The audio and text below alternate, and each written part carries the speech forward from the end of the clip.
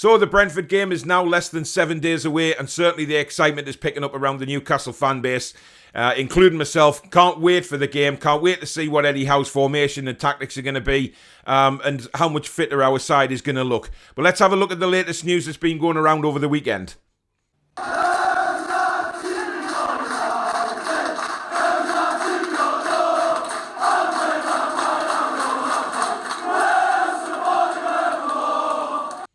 Hi there, I'm Paul, back again with another video, and thank you very much for everybody that's recently subscribed and has liked the videos as well. It means the world to me, so thank you very much for that. If we move on straight away to the news, really, I know a lot of people were very worried about the relationship between Ryan Fraser and Eddie Howe. When Eddie Howe first came into the club, everybody was saying, well, Ryan Fraser's going to be out of the door simply because of what happened at Bournemouth. That's not the case. It isn't going to be the case because Eddie Howe, in a recent interview with Radio Newcastle, put all that to bed.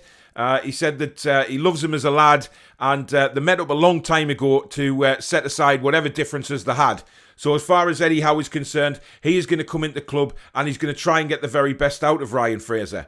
Now, we as fans certainly haven't seen that from Ryan Fraser since he signed.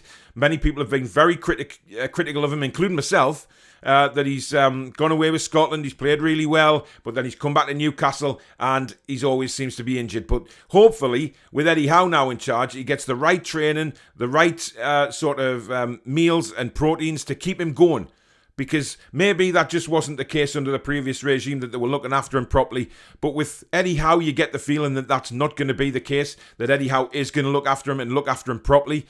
And what I liked about what he said about Ryan Fraser is he's going to try his very best to get Ryan back to playing his best football.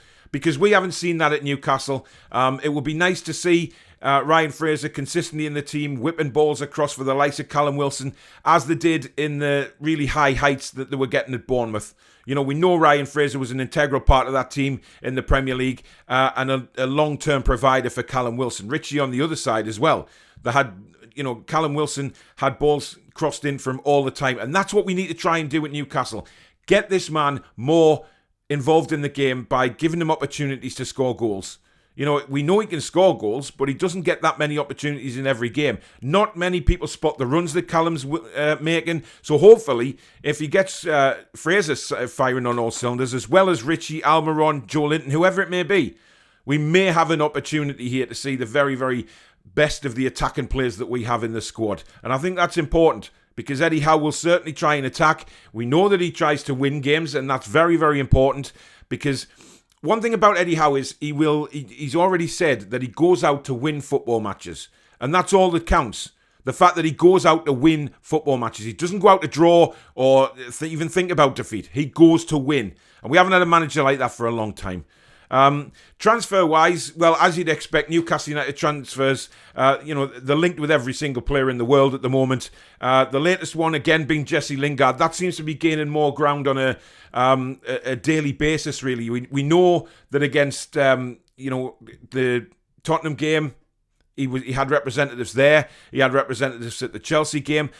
Just putting photos on Instagram, which was very interesting to see. Now, he's been valued at around £10 million because obviously his contract ends at the end of the season. I think Man United would snap your hands off for that, quite honestly. Now, whether Lingard wants to come to Newcastle and be part of this new process, new plan that we've got, is very interesting to find out because will he go back down south? We know he had a tremendous loan spell at West Ham. Now, is that where his ideal destination is going to be? Or does he want to come to Newcastle after we speak to him, hopefully, and he understands what kind of build we're going to have here, what the future holds, what his chances are of winning trophies? Because at the end of the day, that's what he'll come for.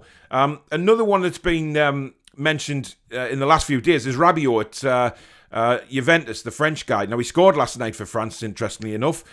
He says he's happy at Juventus, but that's all he would say.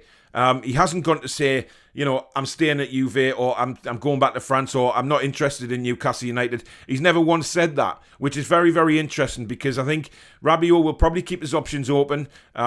Newcastle United will probably be now known across the footballing world as being the richest club in the world, which will appeal to some players. But again, the position we're in at the moment, that probably won't appeal to any players. So it's very important that we start moving this club out of the danger zone, and hopefully Eddie can do that in the next few months, and we'll be able to attract these kind of players. Rabiot, for me, is a very, very good player, French international, and the kind of player that would certainly, for me, do a job for Newcastle.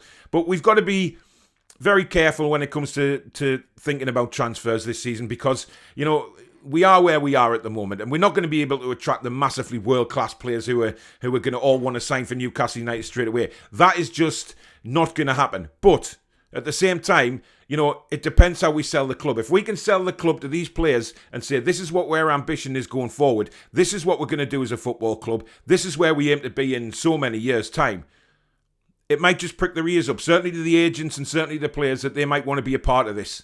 So it's going to be very interesting, but we are going to be linked with every single player in the footballing world. There's no doubt about that, because of the amount of money that we have available now. There is going to be a lot of people coming in and saying, right, well, yeah, we'll Newcastle will be interested in him, you know, but hopefully that won't happen. But that's the media fear, and that's never, ever going to go away.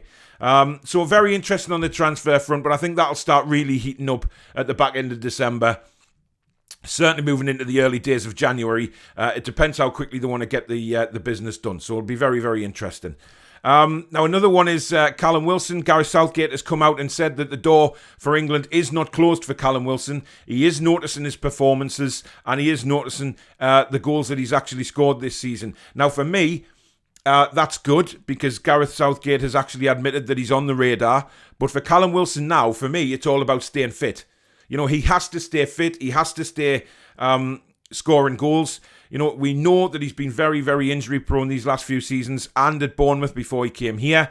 So for me, he's got to stay fit. He's got to show Gareth Southgate that he's capable of playing for most of the season. Now, if he can stay fit and score 15, 20 goals a season, that will prick Gareth Southgate's ears up and think, right, let's get him in the squad. Let's have a look at this guy and see what he's all about. Because for me, Callum Wilson is certainly as good, if not better, than some of the strikers that they've got on the England side. I've no doubt about that. When it comes to finishing and scoring goals, he is almost top of the tree in the Premier League. He's just a fantastic finisher. But the problem is with Callum, as we know as Newcastle United fans, he just doesn't stay fit. And that's the important thing for me. He has to stay fit.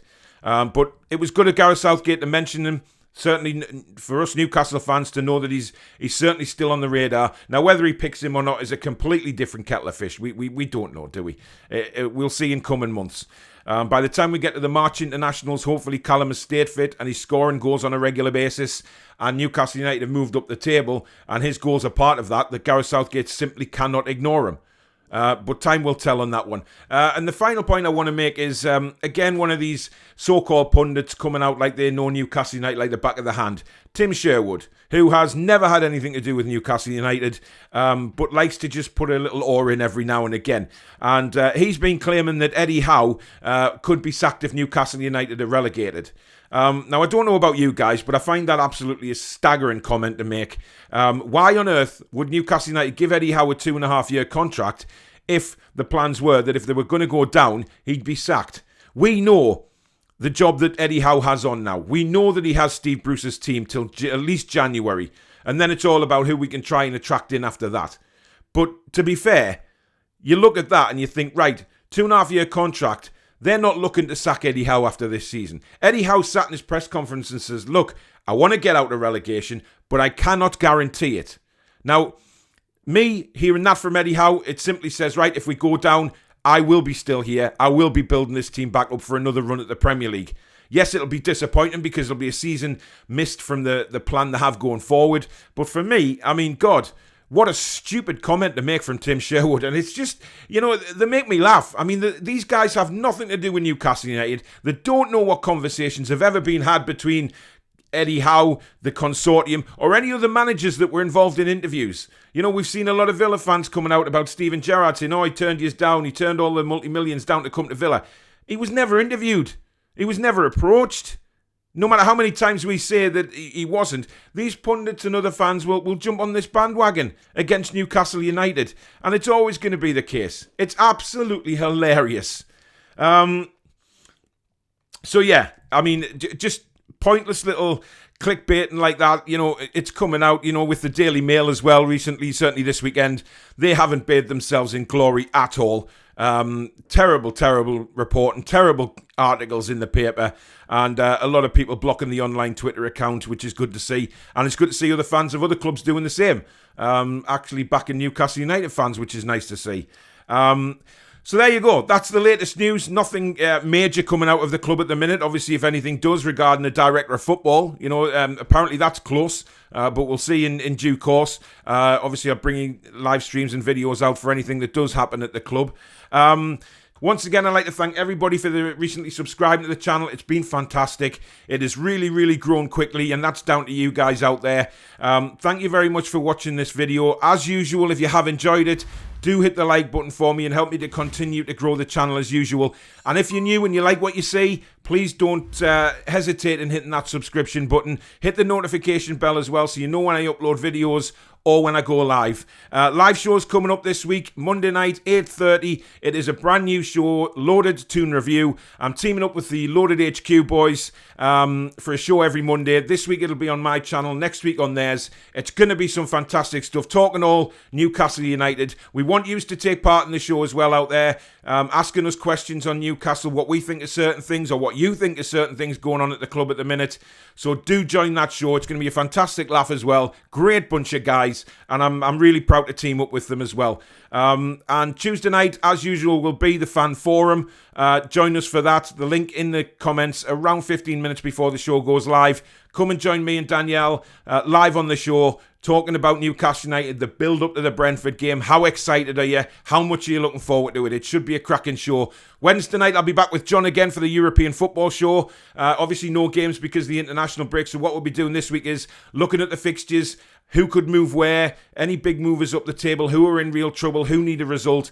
We'll be looking across the big leagues across Europe again and having a look at those. So do join us for that. Thursday night, there will be a Newcastle versus Brentford live preview with myself and Danielle. Hoping to get a Brentford fan on for that as usual. That'll be about 8 o'clock on 8 or 8:30 on Thursday night as well. So do join us for that.